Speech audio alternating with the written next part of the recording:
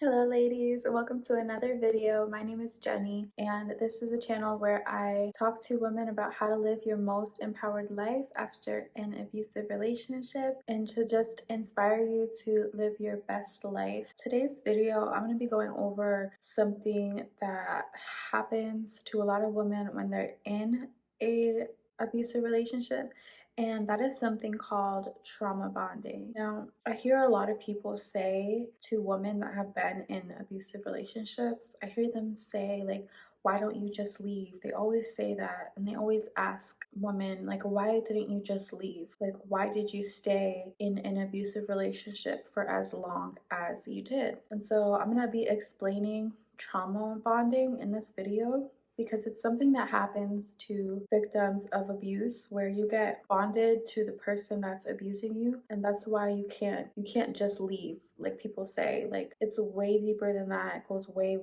deeper than that. And so I actually have the definition right here of what trauma bonding actually is. It says trauma bonds are emotional bonds with an individual that arise from a recurring cyclical pattern of abuse perpetuated by intermittent reinforcement through rewards and punishments. The process of forming trauma bonds is referred to as trauma bonding or traumatic bonding. So that's the definition. It literally says it's an emotional bond with a person that arises from a recurring pattern of a cycle of abuse that it reinforces rewards and punishments. So it is something that happens recurring when someone abuses you, whether it be verbal abuse, physical abuse, and then after that they come to you and they apologize, they act like they're so sorry, they tell you their reason, like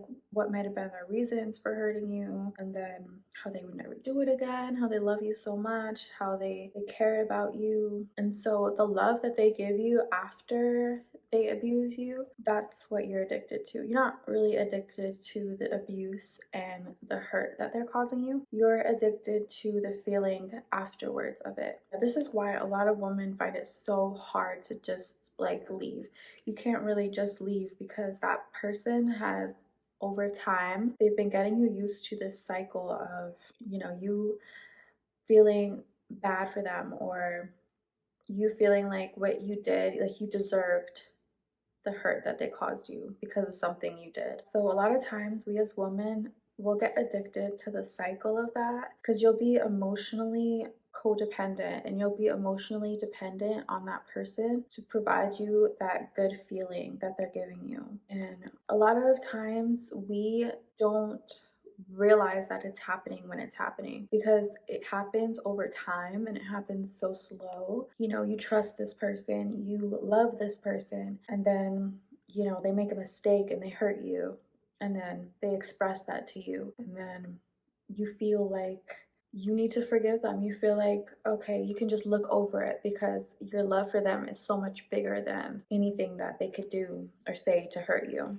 Abusers too, like they give you a lot of attention. Like I remember when I first started the relationship with my abuser, he was always giving me attention, like constantly on the phone, constantly wanting to be on the phone with me. They'll constantly praise you, they'll constantly encourage you, they'll constantly compliment you, and they'll make you feel like you're very special. Like they will make you feel like you're a very special person. They'll make you feel really loved.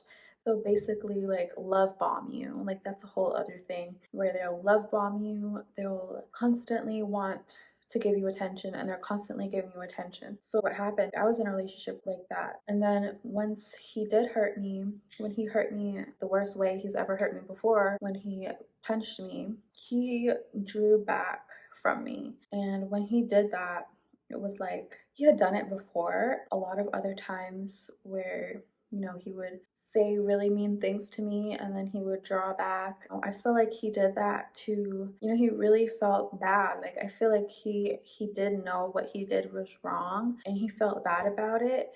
But he also, at the same time, he had a self-hatred for himself. So he would distance himself for hurting me, and then me, as an trauma bonded codependent victim of abuse, it feels very empty when you don't have that person coming to you for reassurance, or for they're not giving you attention. So when he did that, I felt what it really feels to be trauma bonded. How do I feel like I still want to see this person so bad? Why do I feel like I want to see this person so bad after they showed me how they really feel about me? Because you don't hurt the people you love. So if you somehow do that, I couldn't believe that I still wanted to hang out with him, and I still wanted to be around him, and I couldn't figure out why. And I was like, wow, like, do I really hate myself that much that I have to still crave attention from somebody that clearly doesn't love me and that shows me that he hates me? Why was I so addicted to that? And then I realized, like, it was from years, all the years that I was with this person from a very young age. I was so used to him. I was so in love with this person. And the thought of not being around that person anymore, it really scared me. Like, I didn't want to give myself to another person all over again. I never wanted to be away from him. Like, I really thought that we were going to like be together forever and somehow work it out. Yeah, I realized that when he distanced himself, it was like, oh my goodness, I need to be around him even more, because the person that's giving me all this attention is now not giving me attention. And I know it's because I didn't do anything wrong. He's the one that hurt me. So if anything, I should not be wanting to give him attention. But why am I still here? Why am I trying to get attention from somebody like this? It was almost like I could see the red flags really clearly after that happened. And it took me a long time to leave, because it was fascinating to see how somebody could change up on you. And I had never experienced anything like that before. So it was fascinating to watch somebody change so quickly, like right in front of me. Someone that I had known so well, the person that was my best friend, the person that I felt safe to sleep next to at night. That person, I was fascinated at how quick he could change into this monster. A part of me, like when I was doing my inner work and my healing journey, I realized a part of me stayed for as long as I did, because I really did. I wanted to see what would happen next. I wanted to see if he was capable of hurting me worse. I know it sounds horrible, it really does, but this is like what a lot of girls that are victims of trauma bonding, this is what they go through. Like, you can't believe that person that you loved so much could hurt you in that way. And it's like, you don't want them to. It's not like I wanted him to hurt me again, but I didn't know if it was possible for him to do it again, even though he had already done it once. I wanted to be proven wrong almost. Like, I stayed because maybe I thought maybe there would be a chance that he would change and that he really would never do this again. But like deep down inside, like I knew that if he could do that once and barely show any remorse, that he would do it again. And next time I might not be so lucky and I might not survive. I had to be extremely real with myself. If you're in a domestic violent relationship right now, you have to be really honest with yourself. Like, be honest with yourself with how far you're willing to let things go before you leave.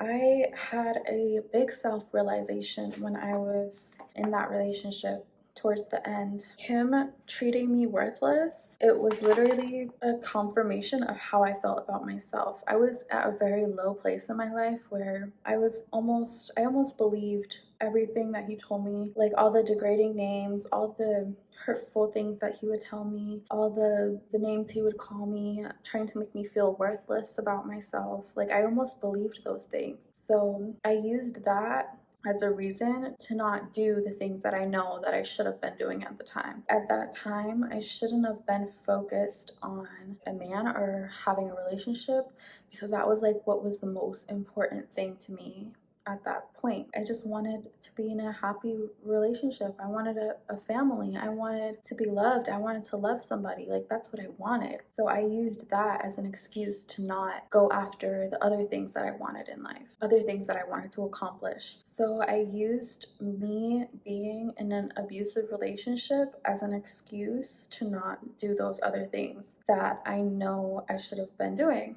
I realized like I let him treat me like that because that's how I felt about myself. Like I was that low to where that's how I felt about myself. When you're going through situations like this, you have to really go within yourself. Go within yourself, figure out what it is that is really making you stay, because no one's really forcing you to stay. Like, even if they threaten you, you know, everyone's situation is different. Like, some people are held hostage. Some women can't even leave their house. Like, they can't even leave their house for a neighborhood stroll because their man is super jealous and doesn't want them to even leave the house. That's a reality for some women out there. They can't leave if they wanted to. But a lot of us, like, we do have the freedom. Like, we do have the freedom to go where we wanted. And when I was in that situation, yeah, it was like he was the only person that I could depend on that was close to me. But at the same time, like, I still had the freedom to go to my parents' house. I still had the freedom to go to work before I quit my job. Like, I could have still went to work. I could have still done things that I wanted to do if I really wanted to do them. But I chose not to do those things. I chose to keep trying to go back to this person. It was so good to like realize those things, because then I could work to fix. I didn't need him to give me the attention because I could give it to myself, you know. I didn't have to depend on him for the positive reinforcement after he hurt me, because I wouldn't even put myself in the situation to let that happen in the first place. So yeah, you have to do a lot of inner work to get rid of that trauma bond. I remember even when I did leave, when I actually did finally leave and I moved across the country, I actually, when I came back to visit my family, I actually did visit him too, because I was still in the trauma bond cycle. Like, I still would go and see him, pretend like it was all good, like we were friends, but deep down inside I knew that he still felt like he had some sort of control over me. But yes, ladies, thank you so much for watching. I hope you got to learn a little bit of what trauma bonding is from this video, and if you're going through this situation, I'm praying for you. I know you can escape it. If I was able to get out of it and survive and live my best life now, then I know you can be able to do it too. And yes, thank you so much for watching. Like and subscribe. Let me know if you have any questions. I'll see you guys in the next video. Bye.